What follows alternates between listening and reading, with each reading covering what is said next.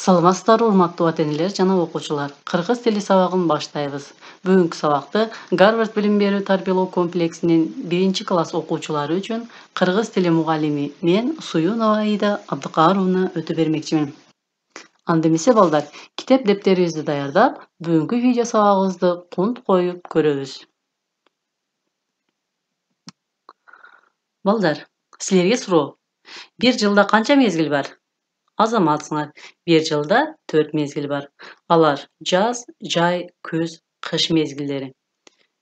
Жазында кар эрип жер бети жашыл түскө боелот. Келген куштар суук өлкөлөрдөн учуп келет. Бак дарактар гүлдөйт. Ал эми жайында мөмө жемиштер, жашылчалар бышат. Күзүндө болсо эгин тегиндер бышып, баба дыйкандарыбыз кампаларды данга толтурат. Бак дарактар саргайып, жалбырактар түшө баштайт. Ал эми кышында болсо жер бети ак түскө боелуп, жер энебиз тынч уйкуга кетет.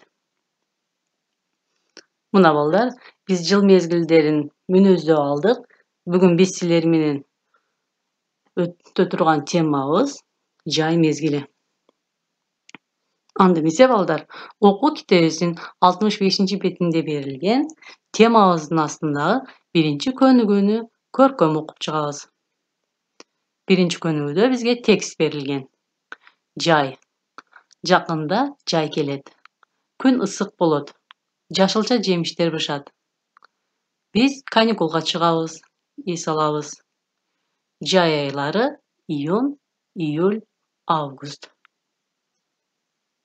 Мына балдар, текстти окуп чыктык. Эми силер да өз алдыңарча ушул берилген текстти көркөм окуп чыккыла.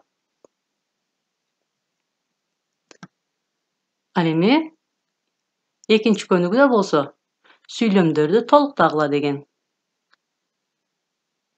Бош орундарга тиешелүү сөздөрдү коюп окуйбуз. Жайында күн ысык болот. Жай айлары июнь, июль жана август. Жайында алма, өрүк жана чие бышат.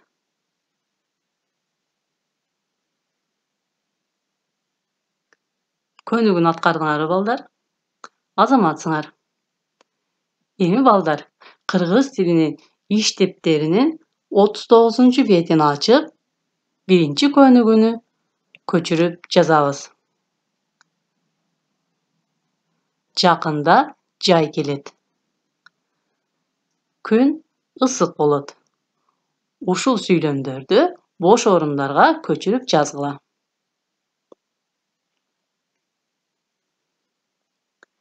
Эгерде балдар көнүгүүлөрдү аткарып бүткөн болсоңор, үй ишин белгилеп жазып алгыла.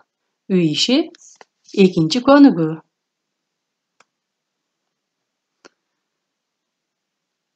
Жай деген сөзгө сөз айкашын түзөбүз. Жай, ысык, жай.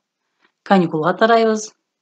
Эми бош орундарга өзүңөр жайды мүнөздөп сөз айкашын түзгүлө. Мисалы үчүн, жай айларга кайсы айлар кирет? Ошолорду жазгыла. Же болбосо, жай мезгилинде кайсы мөмө жемиштер бышат? Ошолорду жазсаңар да болот. Үй ишин белгилеп жазып алган болсоңор балдар, мен силер менен коштошомун. Көңүл бурганыңыздар үчүн чоң рахмат. Саламатта калыңыздар.